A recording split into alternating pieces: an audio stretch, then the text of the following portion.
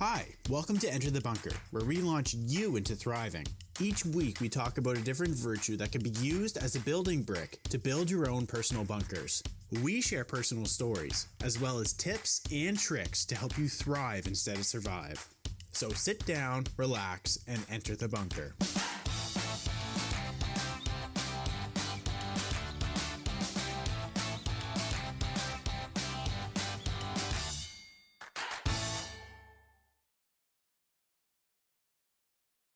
Hello and welcome back to part 2 of Commitment. I'm Kelly. And I'm Jonathan. And we're going to go over how to practice commitment this episode. So we have 4 ways. 4. The first way is 1, think before you make a promise. 2, keep every agreement you make. 3, give 100% to everything you do. And 4, go that extra mile. So let's go over each one of those individually. So the first one is think before you make a promise. Is this something I can really do? Should be the first question you ask yourself before making a promise. Commitment stems from being able to keep your promises. So make sure what you are promising is something you actually want for yourself and can achieve. That is a huge thing, because especially for people pleasers. You're just like, yep, I can do it. Yep, I can do that. I can do that. Yeah. And what's funny is that actually it's kind of like in business, it's almost like a sales technique, which is called under promise, over deliver. Yes. Right? Yeah. And by doing that, you were always a superstar to whoever you're trying to serve. Right. So like, instead of saying, yeah, I can do everything, I can do it all, right? And then of course, then you don't quite make it. Yeah. Then the person you're talking to, they feel like, oh, he didn't really keep his commitments. Right. Right. Yeah. But on the other hand, if you know that you can go so far, and then just be able to promise underneath that. Yeah. Just say like, well, I can only do, I could do this, and then, but what you're really planning to do is to do this much more. Right. Then, wow, you're a superstar. You did so much more than what you said you would do. Yeah. Is how everybody feels. So it's a win-win, but it takes commitment to make sure you do that. It does. Okay, so number 2 is keep every agreement you make. At the end of the day, your word is the only thing you have, so make sure to keep it. If you constantly fail to live up to your promises and agreements, it won't be long before your word is unreliable, not listened to, and worth nothing. That's pretty... what's the word?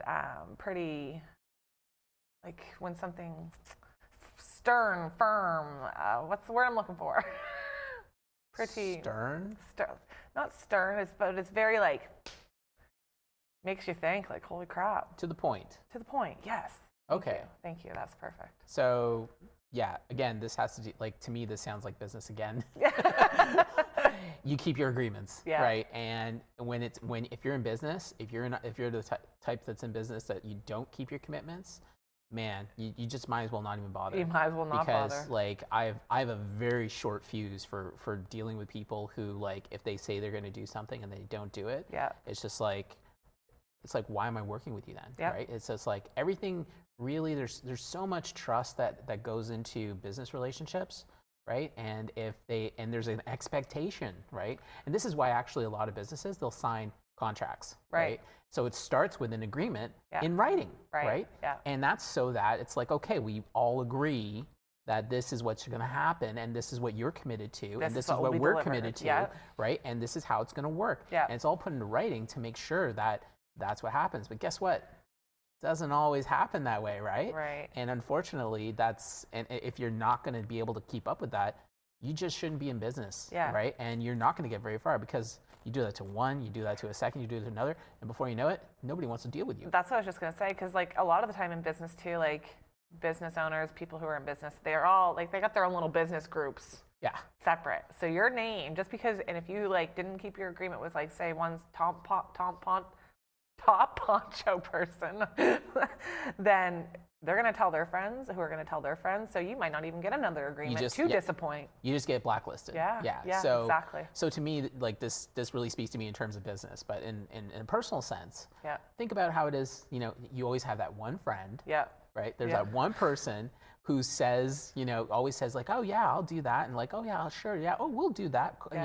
And then what happens? They never do it. Yeah. So what happens when they talk like that? You're like, yeah, sure. Okay. You always know to plan for them not to. Right. Really. Exactly. Yeah. Just like if they say they're going to show up, just like, oh, they're not going to show up. Right. It's like, if they say they're going to be on time and they're always late, oh, they're just going to be late, Yeah. And then the next thing you know, you're not able to treat them with the same level of respect. Right. So think about yourself in terms of like how you're coming up with everybody else. Yeah. Right. So always like stay with that. Always stay with your promises and make sure, again, going back to under promise, over deliver. Yes. You could be a rock star. You could be. As long as you always under promise. Yeah. Okay, number 3 was give 100% to everything you do. Commitment is something that doesn't come from partial effort. Commitment is giving your all to an idea, person, or task. When you give 100% to something, there can never be any question about your commitment to it. Yeah. Well, yeah, I mean, but how often can you think of when you actually gave 100%? I feel like pretty often. Yeah? Yeah. I don't know. That's a tough question because I'm like, I don't want to embarrass myself. Well, it's just that I don't think that, I think that not all commitments require 100%. No, yeah. But to have that sense of consistency in that, like, I made a commitment, I'm going to do it. There's that sense of like, I need to be able to do this 100% of the time. So if you have this sense of making sure that you will do what you say you're going to do. Yeah. There's a saying, actually, it's like, I say this often, right? I say, I do what I say and I say what I do. Yes. Right? Yeah. And I say that very often because it's not just for others to know that, I mean what I say and I say what I mean, but it's for myself to be like, that's how I operate. Yes. Right. Yeah. And so you always have to be like that, so that don't turn that off.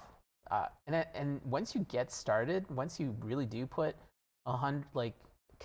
put consistency into being committed, it's really hard to turn off. Like, because then if you go back to like not being like that, you feel like you've disappointed not only yourself, but everybody else. And who likes to feel disappointed? Yeah, it's literally like out of character. Yeah. And so and it would surprise people. It's just like, well, oh, he's usually so accountable. Yeah. Like usually he'll he does what he says. Yeah. So people may question if you're all right. Are did all right? Something happen? Yeah, exactly, right? Yeah. So, and then there's the opposite of that, where it's just like they never do, and then of course, you can never get a commitment out of somebody because they just keep on saying things and never doing them. Right. So there's a spectrum, right? 100% to me is an ongoing goal. Like I'd love to say that I can give 100% all the time, but you're perfect then. Like, what do you think your top, I want to say 3 to 5 commitments are in life? Top 3 to 5 commitments? Yeah, not in order. Just name 3 to 5 commitments that are like top in life. Okay, I understand what you're saying. So, first commitment is to God, right? Like, I mean, as far as like, you're talking about my value hierarchy right now. Okay. Aren't you? I don't know.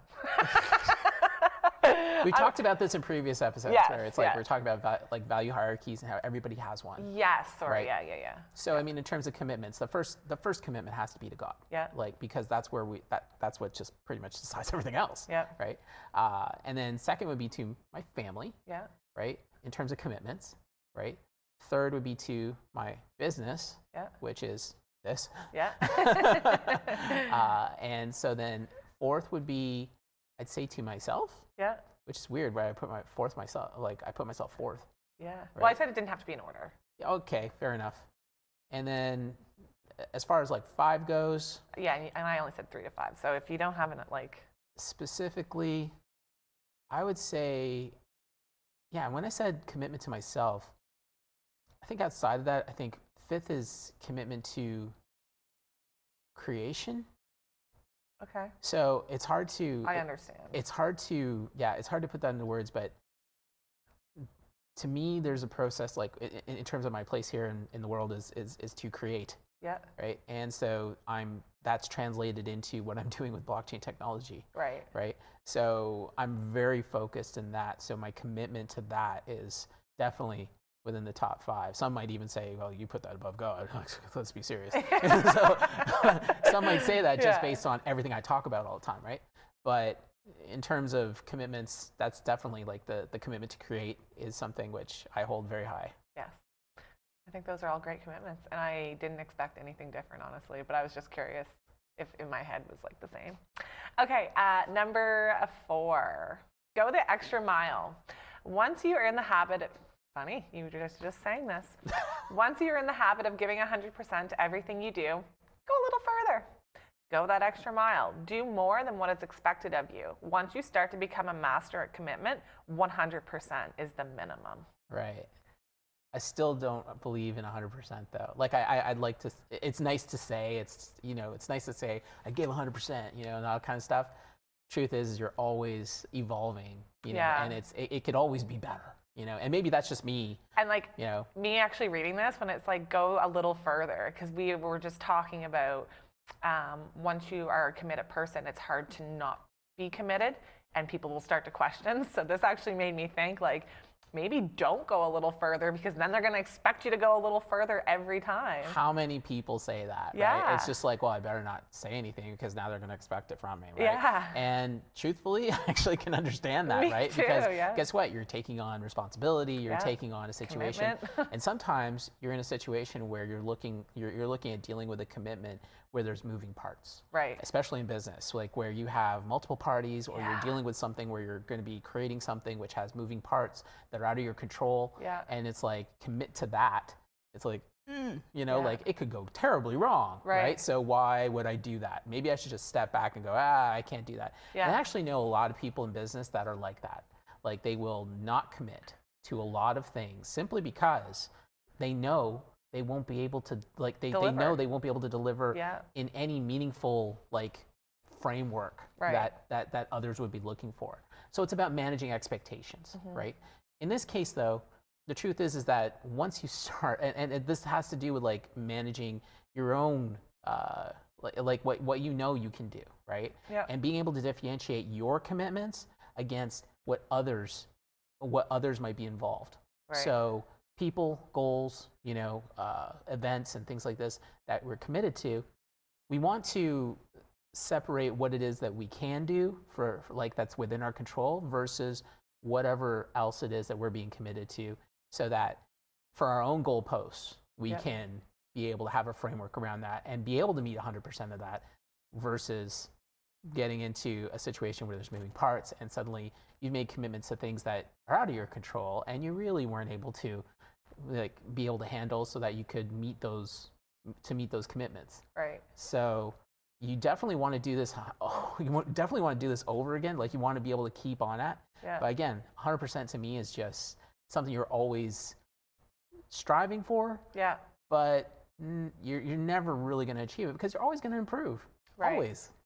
Yeah, I think that too, because when you're thinking, when you're talking about this and I'm thinking 100%, I'm thinking sports for some reason. That's what's popping in my head, and track actually specifically, and what could be my personal best in one track meet, and I got first place and was a personal best. I gave my 100%, but and then say I go to the next track meet and I just give that 100% that I gave last time. This is where I'm only going to get that personal best, that old one. So I'm not going to get a new personal best if I gave the old 100%. So I kind of, you're always striving to go further. Exactly. Exactly. And when you're talking about track, when you're talking about sports, there's been so many times where the fastest man alive has been broken. Yeah. Right? Yeah, exactly. And it's because they kept on pushing and pushing. And so 100% it's honestly a moving goalpost. Yeah. And it's not bad, because guess what? Every time you keep going further and further, you're just that much better. And you know what? It doesn't take you. What's hilarious is that people think, oh, I got to be the superstar who's going to be fully committed and everything.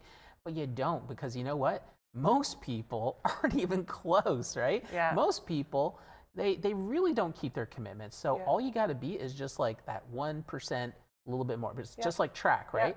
Yeah. Is it the person is 100 feet ahead of you when they beat you? Yeah. Or are you hundreds of feet ahead? No. you're literally just inches, seconds, right? milliseconds. Yeah. And that's all it takes. It's just that little bit to actually stand out, to be able to win over others, right?